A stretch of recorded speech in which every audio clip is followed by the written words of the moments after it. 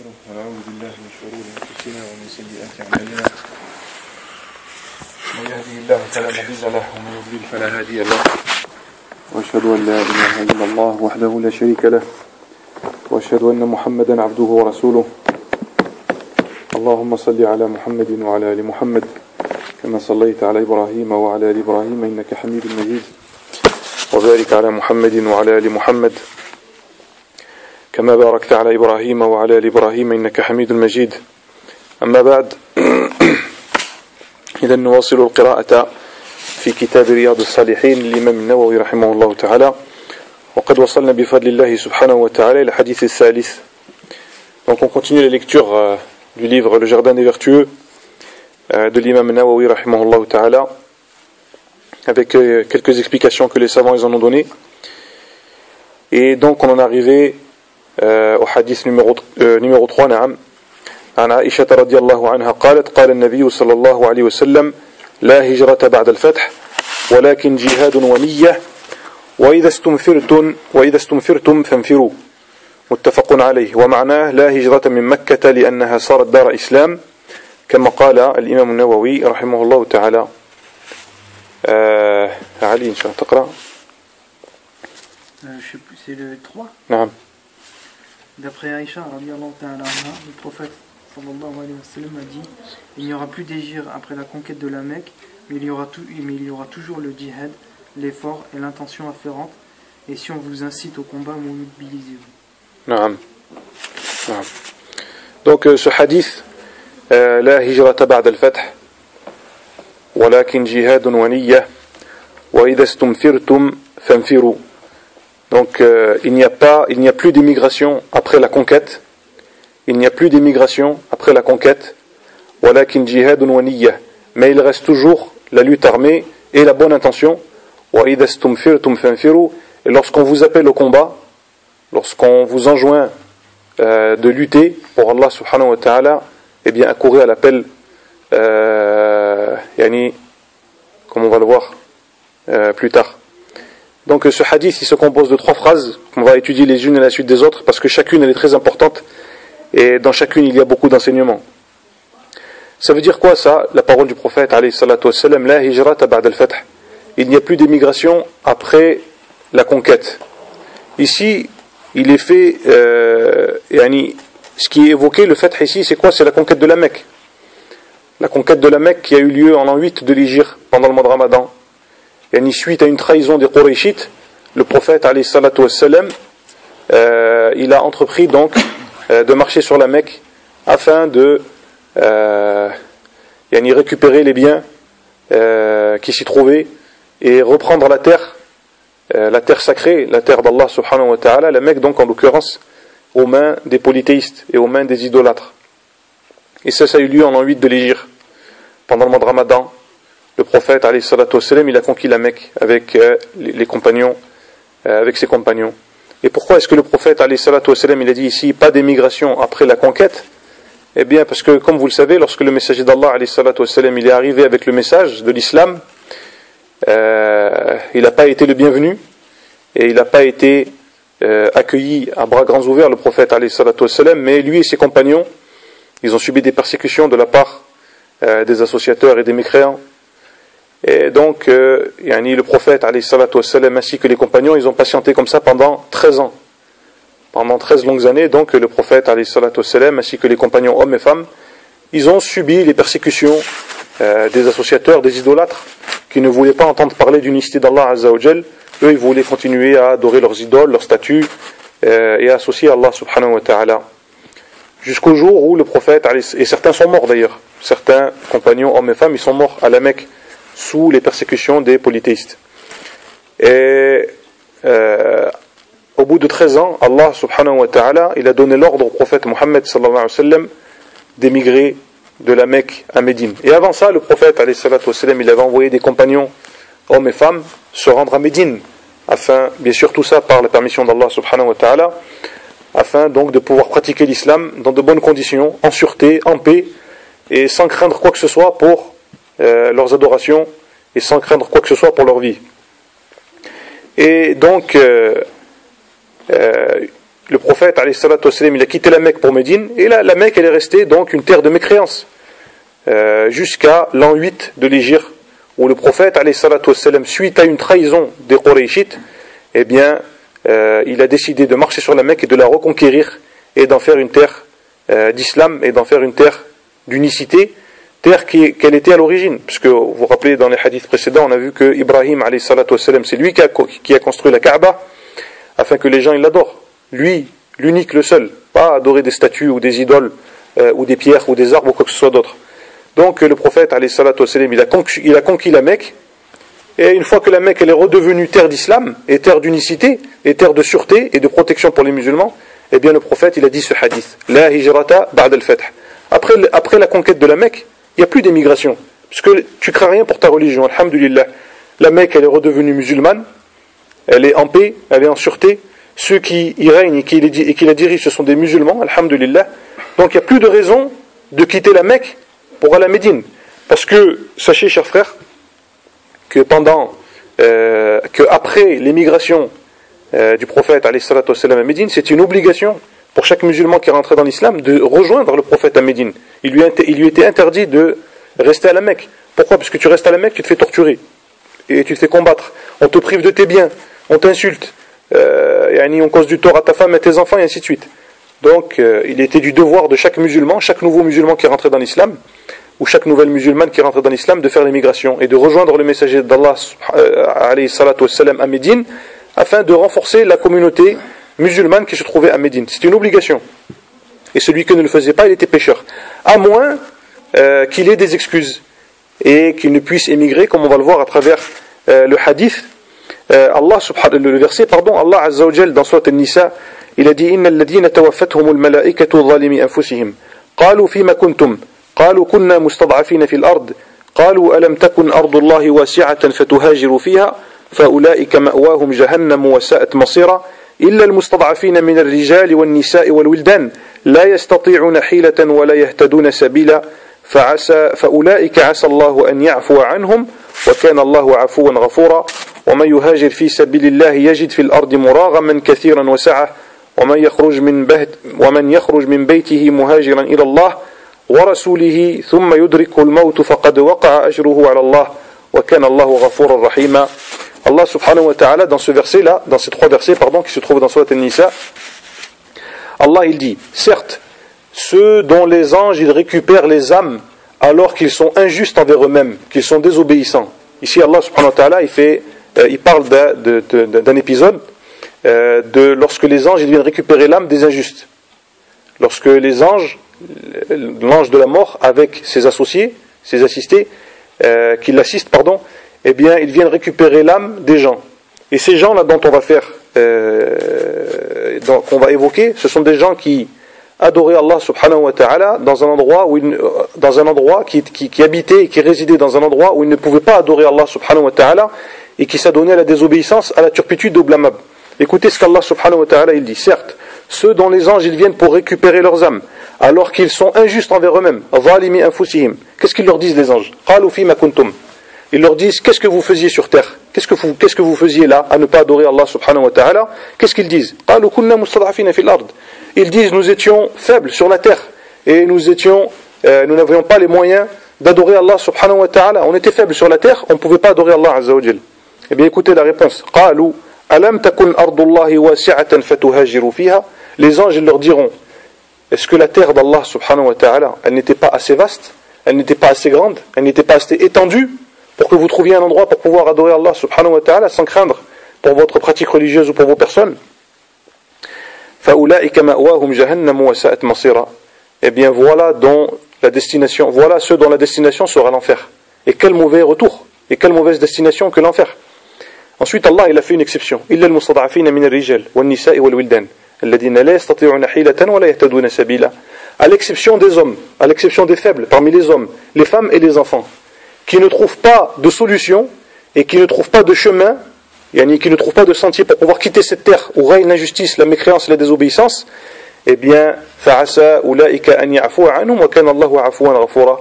Ceux-là, il se peut qu'Allah subhanahu wa ta'ala il leur pardonne et qu'il leur fasse miséricorde, car Allah il est compatissant et il est très miséricordieux, Allah subhanahu wa ta'ala. Donc on voit dans ce verset-là que les musulmans et les musulmanes qui se trouvent dans un endroit où ils ne peuvent pas adorer Allah subhanahu wa ta'ala, il veut faire la prière, on lui dit non, mais tu fais pas la prière. On lui dit, il veut faire le ramadan, on lui dit non, tu jeûnes pas ou on te met en prison. Il veut aller au hajj, on lui dit non, tu vas pas au hajj ou alors on te frappe. Ou alors il veut donner la zakat, ou alors il veut adorer Allah subhanahu wa ta'ala, on lui dit non. On lui dit tu n'adores pas Allah subhanahu wa ta'ala ou alors gare à toi. Eh bien celui-là ou celle-là ou ceux-là, eh bien c'est une obligation pour eux de quitter cet endroit et d'aller dans un autre endroit où ils pourront adorer Allah subhanahu wa ta'ala en paix et en sécurité. Pourquoi? Parce que ce qui compte le plus, chers frères, dans la vie, c'est la religion. C'est la alaqa baynak wa bayna Allah subhanahu wa ta'ala, c'est la relation qui est entre toi et Allah azza wa jal. Amma al-ard, elle est vaste, la terre elle est vaste, comme ils disent les anges. Alam takun ardullahi wasi'atan fatuhajiru fiha. T'as pas trouvé un endroit sur la terre pour pouvoir adorer Allah subhanahu wa ta'ala, la terre elle est vaste. Illa al-mustad'afin, sauf les faibles et ceux qui sont malades par exemple, ou ceux qui sont trop vieux pour pouvoir se déplacer ou voyager, comme il est dit ici, donc les faibles parmi les hommes, les femmes et les enfants, qui ne trouvent pas de solution pour pouvoir quitter cet endroit, et qui ne trouvent pas de chemin et personne pour les aider. Ceux-là, il se peut qu'Allah subhanahu wa ta'ala il leur pardonne. Et asa dans le Coran, il y a muhaqqata. Quand vous entendez asa dans le Coran, c'est qu'Allah il va le faire. Dans la langue arabe, on traduit asa par il se peut, mais dans le Coran, ça veut dire il le fera. Allah subhanahu wa ta'ala. Ceux-là, Allah azza wa jalla leur pardonnera, inshallah. Wa kana Allahu afwan ghafura. Allah, il est pardonneur, il est compatissant et il est tout miséricordieux. Et ensuite, Allah subhanahu wa ta'ala, il dit وَمَنْ يُهَاجِرْ فِي سَبِيلِ اللَّهِ يَجِدْ فِي الْأَرْضِ مُرَاغَمًا كَثِيرًا وَسَعًا. Celui qui émigre pour Allah subhanahu wa ta'ala sur la terre d'Allah azza wa jalla, eh bien, il trouvera des solutions à ses problèmes et il trouvera des largesses en abondance. Il trouvera de quoi vivre et qu'il n'ait pas peur ni de quitter la terre sur laquelle il a vécu, où il ne peut pas pratiquer l'islam. Eh bien, Allah subhanahu wa ta'ala il le rassure en disant وَمَنْ يُهَاجِرْ فِي سَبِيلِ اللَّهِ, celui qui émigre en vue d'acquérir la satisfaction d'Allah subhanahu wa ta'ala, يَجِدْ فِي الْأَرْضِ مُرَاغَمًا كَثِيرًا وَسَعًا. Allah il lui donnera des issues dont il ne comptait pas et il lui accordera de sa largesse. Allah subhanahu wa ta'ala وَمَنْ يَخْرُجْ مِنْ بَيْتِهِ مُهَاجِرًا إِلَى اللَّهِ وَرَسُولِهِ ثُمَّ يُدْرِكُ الْمَوْتَ فَقَدْ وَقَعَ أَجْرُهُ عَلَى اللَّهِ وَكَانَ اللَّهُ غَفُورًا رَحِيمًا. Quant à celui qui sort en vue d'obéir à Allah et à son messager, et que la mort elle l'atteint en chemin, il sort, il veut émigrer, il se trouve dans un endroit, il ne peut pas adorer Allah subhanahu wa ta'ala, il se dit tiens, je vais me rendre dans tel endroit, dans telle ville, dans telle région, dans tel pays, là-bas alhamdoulilah il y a des musulmans, ils ne vont pas me persécuter, ils ne vont pas me torturer, ils ne vont pas me mettre en prison si j'adore Allah azza wa jal. Il meurt en route, mais qu'est-ce qui se passe celui-là? Allah subhanahu wa ta'ala il dit faqad waqa'a ajruhu ala Allah. Eh bien la récompense, sa récompense elle incombe à Allah. C'est Allah subhanahu wa ta'ala qui va se charger lui-même de le récompenser et de le rétribuer pour son émigration. Wa kana Allahu ghafuran rahima. Allah il est très pardonneur et très miséricordieux. Donc voilà, dans ces versets on voit que ceux qui se trouvent dans un endroit et qui ne peuvent pas adorer Allah subhanahu wa ta'ala, eh bien ils doivent impérativement quitter cet endroit pour se trouver dans un autre, sur la terre d'Allah qui est vaste et qui est étendue et qui est large, afin de pouvoir adorer Allah subhanahu wa ta'ala correctement. Sinon on risque de leur dire ça au moment de leur mort. قالوا ألم تكن أرض الله واسعة فتهاجروا فيها. N'est-ce pas que la terre d'Allah elle était vaste, afin que vous puissiez immigrer et pouvoir adorer Allah subhanahu wa ta'ala en paix. Également, pourquoi est-ce que le prophète alayhi salatu wa sallam il a dit ce hadith là, la hijrata ba'da al-fath? C'est parce qu'un compagnon radiyallahu anhu, après la conquête de la Mecque, une fois donc que la Mecque elle s'est trouvée en sûreté et une terre d'islam, un compagnon il est venu le voir et il lui a dit: oh messager d'Allah, je te fais le pacte d'allégeance, ubayyi'uka ala al-islam wa al-hijra. Je te fais le pacte d'allégeance sur l'islam, sur la soumission, je vais me convertir à l'islam, et aussi sur l'hijra. Mais le prophète il lui a dit non, il lui a dit c'est fini. L'islam d'accord, tu veux te soumettre, soumets-toi à Allah subhanahu wa ta'ala, mais l'hijra c'est fini l'hijra. Il n'y a plus d'immigration. La Mecque, alhamdulillah, elle est redevenue terre d'islam et terre de sûreté. Il n'y a plus d'immigration. C'est pour ça qu'il a dit ça le prophète alayhi salatu wassalam, la hijrata ba'd al-fath. Mais dans d'autres hadiths, chers frères, le prophète alayhi salatu wassalam, il a dit la tanqata'u al-hijratu hatta tanqata'a at-tawbah wa la tanqata'u at-tawbata hatta tatlu'a ash-shamsu min maghribiha. Le prophète alayhi salatu wassalam, il a dit que l'émigration elle ne se terminera que lorsque le repentir il sera fini. Et le repentir, il sera fini que lorsque le soleil il se lèvera à l'ouest au lieu de se lever à l'est. Yani jusqu'à la fin des temps, si des musulmans ils se trouvent dans un endroit, une ville, une région, un pays dans lequel ils ne peuvent pas adorer Allah Azza wa Jalla et se soumettre totalement à lui, eh bien ils devront faire l'émigration et quitter cet endroit. C'est pour ça qu'il a dit ici l'imam Nawawi, la hijrata min Mecca, il n'y a pas d'émigration de la Mecque vers un autre endroit, parce que alhamdulillah maintenant elle est devenue terre d'islam et de sûreté et de paix, alhamdulillah. Ensuite le prophète alayhi salatu wassalam, il a dit walakin jihadun wa niyyah. Mais même après l'émigration, parce qu'il faut savoir que l'émigration, chers frères, auprès d'Allah et des compagnons, c'est un honneur et une noblesse. D'ailleurs Allah subhanahu wa ta'ala dans le Coran il a dit لا يستوي منكم من أنفق من قبل الفتح وقاتل أولئك أعظم درجة عند الله أولئك أعظم درجة عند الله. Allah dans le Coran il a dit que ceux qui ont dépensé de leurs biens et ceux qui ont lutté avant la conquête de la Mecque, ils ne sont pas égaux à ceux qui ont dépensé de leurs biens et qui ont lutté aux côtés du prophète alayhi salatu wassalam, après la Mecque. Après la conquête de la Mecque. Une fois que, alhamdulillah, les affaires des musulmans, elles se sont arrangées et que l'islam, il s'est répandu, il est devenu répandu dans toute la péninsule arabique, ceux qui ont combattu avant la facilité, ils ne sont pas comme ceux qui ont combattu après la facilité. Et une fois que l'islam, il est répandu, ton mérite, il est moindre que ceux qui ont dépensé de leurs biens au début de l'islam, là où c'était dur, là où il y avait des persécutions, là où les musulmans étaient en faible nombre, là où les musulmans étaient persécutés de tous côtés, eh bien ceux qui ont dépensé de leurs biens, qui ont lutté auprès du prophète, alayhi salatu wassalam, et ceux qui ont fait l'émigration aussi, ils ne sont pas comme ceux qui ont dépensé de leurs biens une fois que tout va bien. Quand tout va bien, c'est facile de dépenser ses biens, c'est facile de faire l'émigration quand tout va bien, c'est facile de lutter avec le prophète, alayhi salatu wassalam, quand tout va bien. Mais quand tout va mal, là c'est dur. C'est pour ça que Allah il a dit dans le Coran La yastawi minkum man anfaqa min qabli al-fath wa qatal. Ceux qui ont dépensé de leurs biens, qui ont lutté avec le prophète alayhi salatu wassalam, et qui ont fait l'émigration avant la conquête de la Mecque, avant que les musulmans ils deviennent importants, eh bien ils ne sont pas égaux à ceux qui ont dépensé après la conquête de la Mecque. Ulaika a'zamu darajatan 'inda Allah. Ceux-là, ils ont des degrés plus élevés auprès d'Allah subhanahu wa ta'ala. Wa kullan wa'ada Allahu al-husna. Malgré tout, Allah subhanahu wa ta'ala, il a promis une bonne récompense à chacun, et que ce soit les premiers musulmans ou les derniers musulmans, ceux qui ont dépensé et lutté avant la conquête ou après la conquête. Wallahu bima ta'maluna khabir. Et Allah subhanahu wa ta'ala, il est parfaitement informé de ce que vous faites. Walakin jihadun wa niyyah. Par contre, il reste, après l'émigration, il reste la lutte armée, le jihad, quand c'est légiféré et dans les conditions qui lui sont propres. Et il reste la niyya, il reste la bonne intention. Et celui qui a l'intention de faire du bien, eh bien qu'il le fasse, alhamdulillah. C'est pas parce que l'émigration elle s'est interrompue et que l'émigration elle est terminée de la Mecque à Médine qu'il n'y a plus de bien, ça y est, c'est fini, les portes du bien sont toujours ouvertes jusqu'au jour de la résurrection. Celui qui veut faire du bien, qu'il le fasse. C'est pour ça qu'il a dit ça le prophète alayhi salatu wassalam, walakin jihadun wa niyya. Pourquoi? Parce que comme on a dit, l'émigration c'était cher, ça avait de la valeur l'émigration. D'ailleurs, Allah il a appelé les compagnons qui ont fait l'émigration avec le prophète alayhi salatu wassalam, il leur a donné un nom spécifique, une étiquette. On les appelle al-muhajirun. Al-muhajirun, c'est ceux qui ont fait l'émigration de la Mecque à Médine avec le prophète alayhi salatu wassalam. Et les autres, on les appelle les ansar. On les appelle les ansar. Donc ceux qui ont fait l'émigration, ils ont une haute place auprès d'Allah subhanahu wa ta'ala. Et même les compagnons entre eux, ils se distinguaient par ces deux appellations-là, al-muhajirun ou al-ansar. Ceux qui ont fait l'émigration et ceux qui ont accueilli le prophète alayhi salatu wassalam à Médine et qui n'ont pas fait l'émigration. C'est pour ça que le compagnon lui dit, mais qu'est-ce qui reste au messager d'Allah?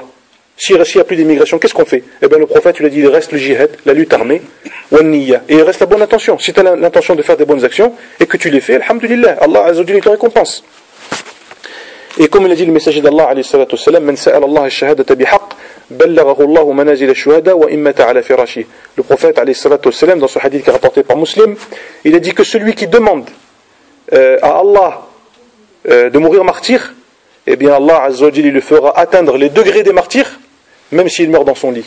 Même s'il meurt dans son lit et qu'il n'a jamais fait la lutte armée, qu'il n'a jamais sorti fi sabilillah, qu'il n'a jamais porté une épée ou une flèche de sa vie, eh bien Allah subhanahu wa ta'ala, s'il connaît sa sincérité, s'il voit sa sincérité, eh bien Allah azza wa jalla le fera atteindre et il l'élèvera au degré des martyrs, même s'il meurt dans son lit. Même s'il meurt dans son lit. Ensuite le prophète alayhi salatu wassalam, il a dit wa idha stumfirtum famfiru.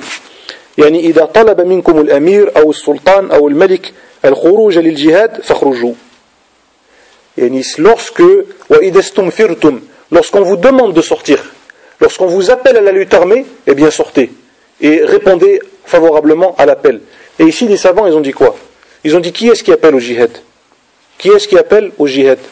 C'est soit l'émir, soit le sultan, soit le malik, c'est soit le gouverneur, soit le dirigeant, soit le raïs, le président, soit le roi du pays. C'est pas kullu man habba wa dab. Il vient, il dit allez, vas-y, on sort au jihad. On va aller faire le jihad tous ensemble. Le jihad, chers frères, en islam, il a des règles. Et le prophète, alayhi salatu wassalam, il n'a rien laissé au hasard. Il n'a rien laissé au hasard. Ma taraka khayran illa dalla ummatahu alayh. Wa ma taraka sharran illa hadhara ummatahu min. Le prophète, alayhi salatu wassalam, il n'y a pas un bien sur la terre qui existe sans que le prophète, alayhi salatu wassalam, il l'ait montré aux musulmans. Et à l'humanité tout entière. Et il n'y a pas un mal qui existe sur la terre sans que le prophète, alayhi salatu wassalam, il ait mis sa communauté en garde contre ce mal. Donc le prophète, alayhi salatu wassalam, il a tout montré. Il a tout expliqué, il a tout détaillé, tout est clair, tout est simple. Il suffit de lire les hadiths et de les comprendre et de les mettre en pratique. Et alhamdulillah, tu vis bien dans ce monde et tu vis bien dans l'au-delà. وهذا يدل على أنه لا بد أن يكون للجيش الإسلامي قائد أو أمير أو إمام. Ça montre, chers frères, ce hadith, cette troisième phrase là, وإذا استنفرتم فانفروا, lorsqu'on vous appelle. C'est pas toi qui t'appelles toi-même et que tu sors au jihad. Lorsqu'on vous appelle au jihad, lorsqu'on vous demande de sortir pour le jihad, eh bien répondez. Ça prouve que l'armée musulmane, les soldats musulmans, ils doivent avoir un émir, un gouverneur. Ou alors ils doivent avoir un commandant, ou un capitaine, ou un colonel, ou un imam, ou un guide. Ce que tu veux, appelle-le comme tu veux, mais il faut qu'ils aient un dirigeant. Et pourquoi est-ce que les savants, ils insistent et ils ont détaillé ce point-là? Parce que malheureusement, à notre époque, qu'est-ce qu'on trouve? On trouve des guérillas, on trouve des mafias, on trouve des groupuscules armés. Qu'est-ce qu'ils disent? Ils disent, nous on est des mujahidoun, on fait le jihad fi sabilillah. Ils font le jihad fi sabili shaytan, ces gens-là. Ils font le jihad dans la voie du diable, pas dans la voie d'Allah subhanahu wa ta'ala. Pourquoi? Parce que le jihad, c'est organisé, c'est propre, c'est clair, c'est net. C'est comme Allah il le veut et comme son prophète sallallahu alayhi wa sallam il le veut. Amma que nous tous là, on achète des kalachnikovs, des grenades, des gilets pare-balles, des cagoules, et demain on sort et on dit on va faire le djihad en France. Parce que les Français, ce sont les ennemis de l'islam. Ils nous détestent, ils n'aiment pas l'islam, ils n'aiment pas les musulmans, il faut les combattre. Et on dit on fait tous le djihad. Allez venez, on sort, on fait tous le djihad ensemble. Si on fait ça, chers frères, notre devenir c'est l'enfer. À moins qu'Allah subhanahu wa ta'ala nous fasse miséricorde. C'est pour ça que les savants ils mettent en garde contre la zizanie là de certains frères. Ils achètent des cagoules, des kalachnikovs, et ensuite ils braquent les banques, ou alors ils braquent les kofars, ou alors, qu'est-ce qu'ils font d'autre encore? Ils font des prises d'otages, et ils disent, vous nous donnez 2 millions, ou alors on lui coupe la gorge. C'est quoi ça? C'est l'islam ça? Ça, c'est la zizanie, c'est le fawda, c'est ce qu'on appelle la pagaille, et ça n'a rien à voir avec l'islam. La preuve, dans ce hadith, lorsque quelqu'un au-dessus de vous, il vous appelle au jihad, fanfiru, répondez à l'appel. Mais que toi, demain, tu ramènes 15 amis à toi et tu dis, venez les frères, on fait le jihad, fi sabilillah. On va, dans tel endroit, on va faire le jihad, fi sabilillah. Qui c'est qui t'a appelé? On t'a appelé pour faire le jihad. Est-ce que le gouverneur d'un pays islamique, il a déclaré la guerre à un autre État et dire, venez maintenant, on a besoin des musulmans, il faut qu'on constitue une armée, il faut maintenant faire la guerre aux mécréants, ou aux juifs, aux chrétiens, ou je ne sais pas qui d'autre, moi? Est-ce que tu as reçu un ordre du roi, du président, du dirigeant, de l'imam, du ministre de l'Intérieur, ou du ministre, je ne sais pas moi, des armées? Non. Et alors pourquoi tout ce bazar dans de nombreuses régions musulmanes? Il y a des gens, et en France aussi, subhanallah adim, ils disent, nous on est les frères du djihad, on fait le djihad fi sabilillah, nous. Et ils se donnent des tasmiyettes, et ils disent, nous sommes la branche salafiste de l'islam. Et subhanallah, ils nuisent à la voix des salafs. La voix des salafs, c'est la voix du prophète, alayhi salatu wassalam, la voix des compagnons. Pas la voix des guignols, qui s'achètent des cagoules et des kalachnikovs, ensuite ils sortent et disent, nous on fait le djihad. Et on va tuer les kofars, et on va planter l'étendard islamique en France. Et on va faire de l'Angleterre, ou de la Belgique, ou de la Suisse, ou de la France, des États islamiques. Ah, mashallah, alhamdulillah. Ces frères, ils n'ont rien compris l'islam. Ils lisent pas les hadiths, ils lisent encore moins le Coran, et s'ils le lisent, ils n'y comprennent rien du tout. Ils n'y comprennent rien. Parce que le prophète, alayhi salatu wassalam, et les compagnons, ils nous ont montré la voie. Ils nous ont montré la voie qui mène au paradis. Et la voie à suivre. Le meilleur exemple, c'est le Rasoul, sallallahu alayhi wa sallam. Et ensuite, c'est les compagnons. Jamais on a lu dans les hadiths ou dans le Coran que le prophète, alayhi salatu wassalam, il a ordonné à ses compagnons d'aller brûler la maison d'un tel, avec lequel il n'était pas en guerre, avec lequel il était en paix. Jamais les compagnons, ils sont rentrés dans la maison de quelqu'un, ils ont brûlé sa maison, ils ont violé sa femme et tué ses enfants. Ou alors ils lui ont volé ses biens. C'est quoi ça? Il n'y a pas de ça dans l'islam. Donc ceux qui font des prises d'otages, ou ceux qui cambriolent les kofars, ou même s'ils sont les musulmans, on doit les respecter, on n'est pas en guerre avec eux. Il n'y a pas de déclaration de guerre. Les kofars en France, en Angleterre, en Suisse, en Amérique, ils ne combattent pas, subhanallah. Tu sors de chez toi, tu sors en paix. Tu vas aller à la mosquée, tu vas à la mosquée tranquille. Tu vas aller faire le hajj, tu vas faire le hajj tranquille. Tu vas faire Ramadan, tu vas faire Ramadan tranquille. Alors pourquoi il y a des sots et des imbéciles qui prennent les armes contre les kofars et qui disent nous on fait le djihad. Nous sommes Jama'at al-Jihad. Nous sommes la groupuscule salafiste des musulmans et nous on va libérer la Ummah avec notre effort. Nous on est des vrais, nous. On a la lahya, on a le qamis, on a les imamat, on a le drapeau noir avec marqué la ilaha illallah Muhammad Rasulullah dessus, on a des kalachnikovs et on fait des prises d'otages et on braque les banques des kofars et on tue les femmes et on tue les enfants et on met des bombes ici à droite à gauche et alhamdoulilah, vous êtes des peureux et nous sommes les djihadistes et c'est nous qu'on va rentrer au paradis et on est martyrs. Nos morts ils sont martyrs. C'est quoi ça? Et l'islam c'est propre, cher frère. Le djihad c'est propre. Tu veux te battre? Tu te bats sur le champ de bataille comme un homme, face à face.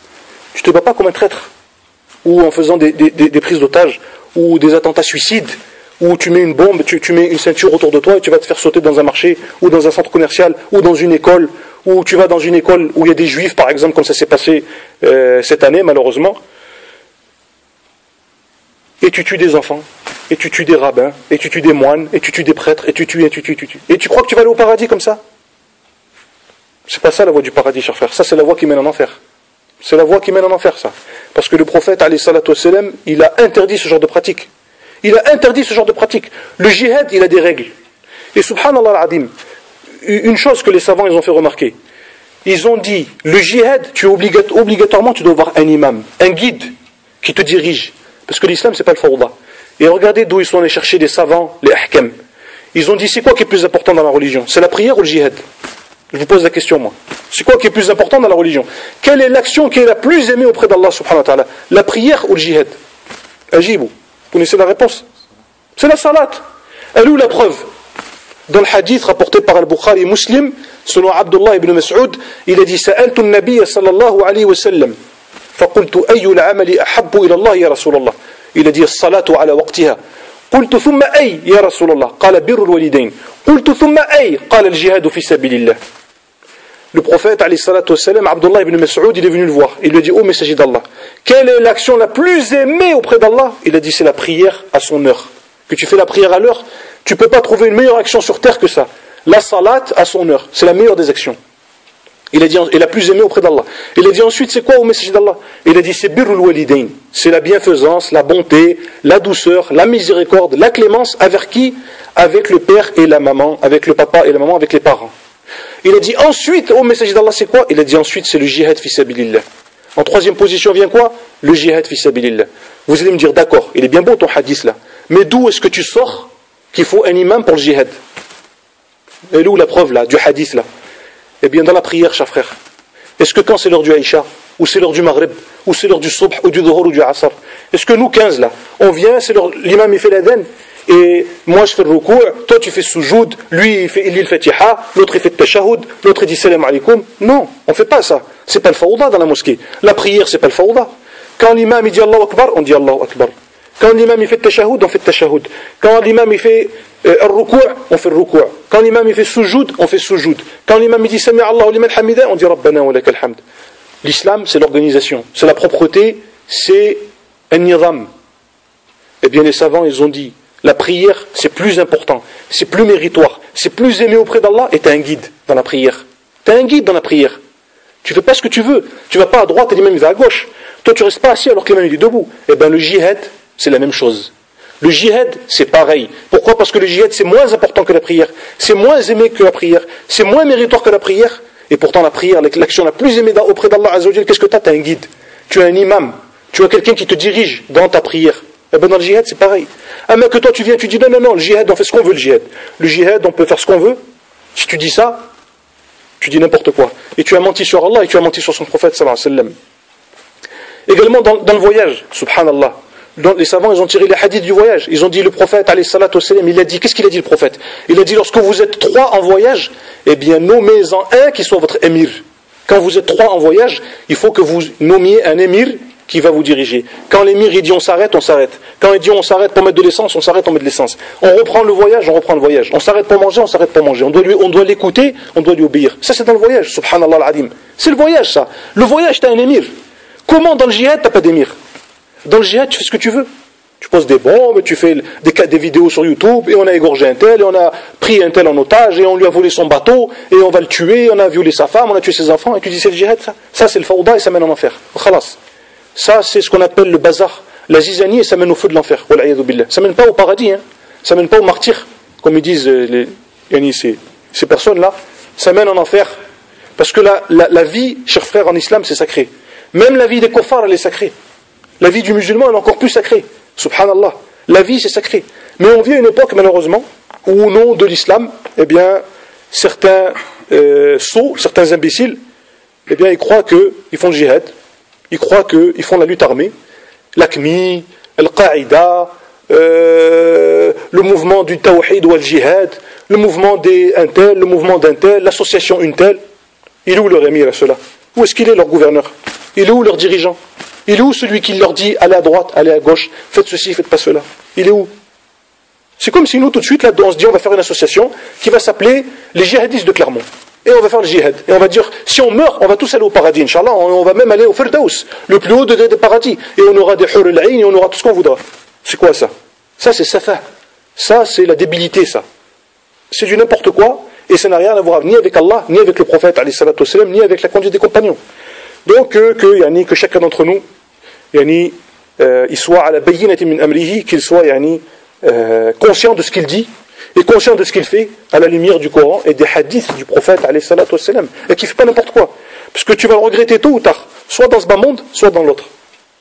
Donc, alhamdulillah, le prophète, il a dit, Man yuridillahu bi khayran yufaqihu fid din. Celui à qui Allah il veut du bien, qu'est-ce qu'il fait? Il l'instruit dans sa religion. Il lui fait comprendre l'islam. Même que tu pratiques l'islam comme un ignorant et tu fais n'importe quoi, et que tu dis moi je fais le djihad, et je vais aller au paradis, et je suis martyr si je meurs. C'est quoi ça? Mais subhanallah. Al-Bukhari dans son livre il a dit La yuqalu fulanun shahid. Al-Bukhari dans son livre il a dit on ne doit pas dire d'une personne qu'elle est martyr. Subhanallah. Tu dis pas que quelqu'un il est martyr. Et maintenant tu ouvres la télé ou tu regardes YouTube, tu dis ouais, notre frère il est martyr, il s'est fait tuer par la police. Notre frère il est martyr, il est mort dans un attentat suicide. Notre frère il est martyr, il est mort dans un incendie parce qu'il a voulu mettre le feu dans une boîte de nuit ou je sais pas quoi, il est mort, il est martyr.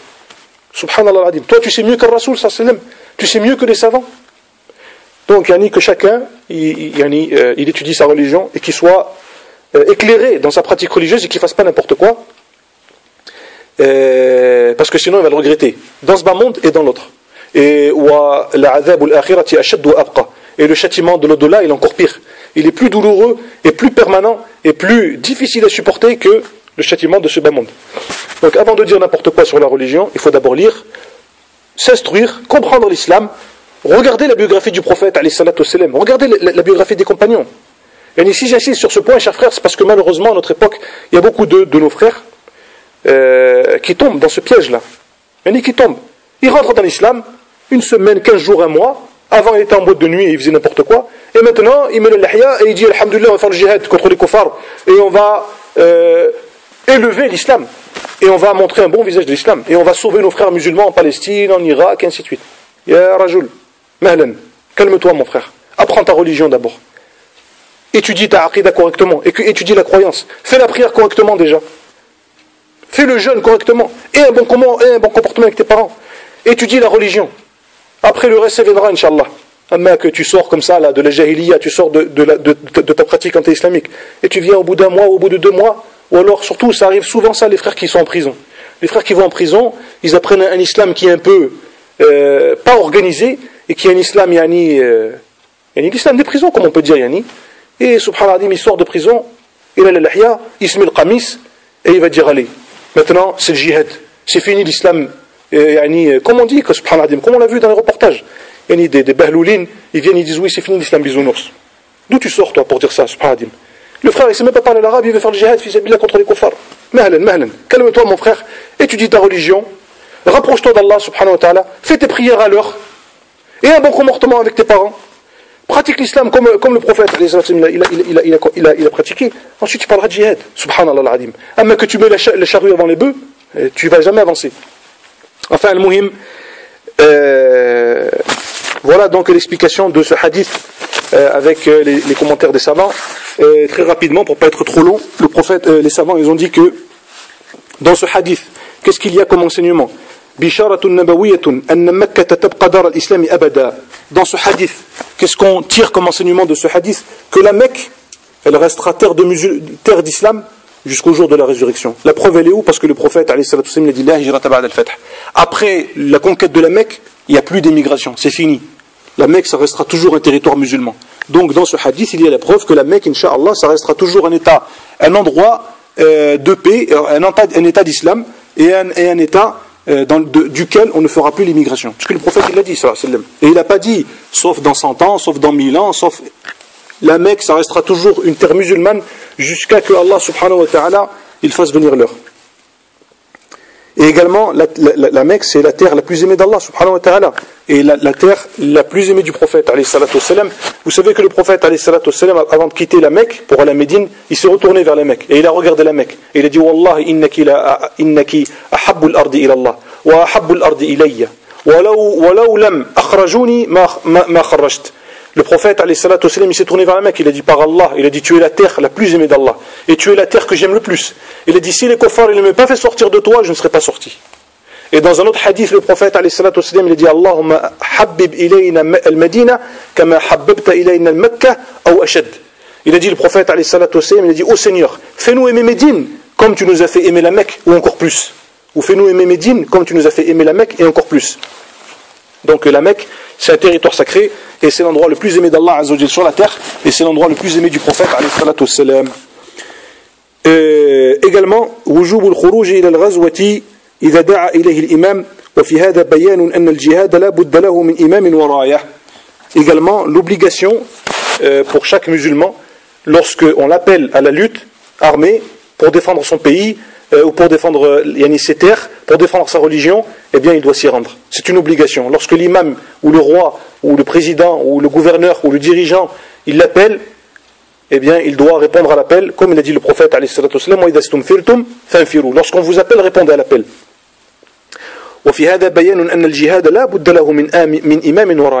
Également, il y a dans ce hadith la preuve que le jihad, il ne peut se faire, il ne peut être accompli qu'avec un imam, un guide, un dirigeant, et avec un drapeau et un étendard. Avec un drapeau et un étendard. Amma, yani que chacun il ramène ce qu'il a dans sa poche et il dit venez on va faire le jihad. Hadala il s'habille jihad. Et ça cause du tort à l'islam. Enfin, ça nuit à l'image de l'islam. Ça nuit à l'image de l'islam. Amma l'islam il est toujours propre, alhamdulillah. Il n'y a rien qui lui nuit. Également les actes, comme on l'a vu précédemment, ils ne valent que par leurs intentions et ils sont considérés auprès d'Allah subhanahu wa ta'ala que par leurs intentions.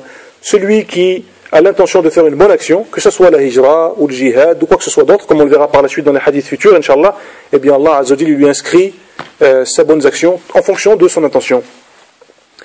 ويجب قصد الجهاد والتحديث النفس به والإعداد والاستعداد لذلك. Comme on l'a dit précédemment, il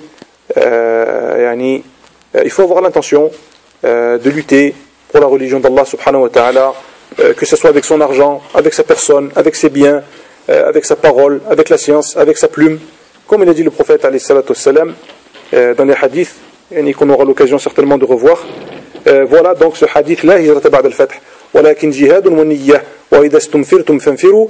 Après la conquête de la Mecque, il n'y a plus d'immigration. Mais il reste le jihad et la bonne intention. Et lorsqu'on vous ordonne de sortir pour la lutte armée, eh bien sortez et répondez favorablement à l'appel. Et on voit pourquoi est-ce que l'imam ici, An-Nawawi rahimahullah ta'ala, il a mis ce hadith dans ce chapitre, le chapitre de l'intention et de la sincérité dans les actes.